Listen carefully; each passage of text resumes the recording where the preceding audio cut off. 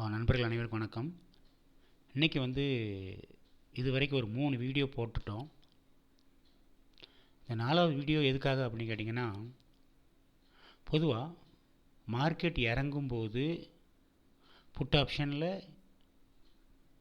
Price ஏறும் அப்படிங்கிறது தான் ரூல்.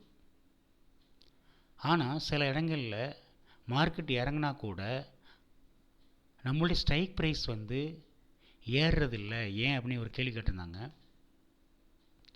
பொதுவாக ஆப்ஷன் பையர் தங்களுடைய பணத்தை இழக்கிறதுக்கு இந்த இடம் ஒரு ரொம்ப ரொம்ப ரொம்ப முக்கியமான இடம்.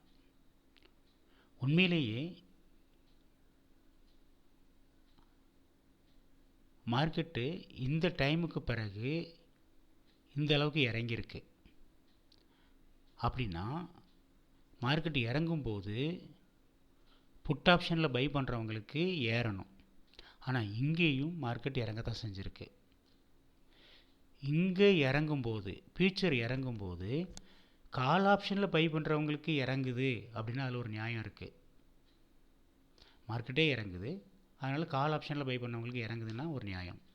ஆனால் புட் ஆப்ஷனில் பை பண்ணவங்களுக்கு இறங்கும்போது, ஃபியூச்சர் இறங்கும்போது புட் ஆப்ஷனில் பை பண்ணவங்களுக்கு மேலே ஏறணும். அதுக்கு பதிலாக இங்கே ஒரு 20 பாயிண்ட் ஏறுறதுக்கு பதிலாக கிட்டத்தட்ட ஒரு 15 பாயிண்ட் கிட்ட இறங்கியிருக்கு. இதுதான் ஆப்ஷன் பையருடைய சாபக்கேடு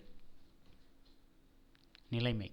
அதாவது தெரியாமல் தப்பான இடத்துல என்ட்ரி கொடுத்தா என்ன நடக்கும் அப்படிங்கிறதுக்கு இது ஒரு நல்ல உதாரணம்.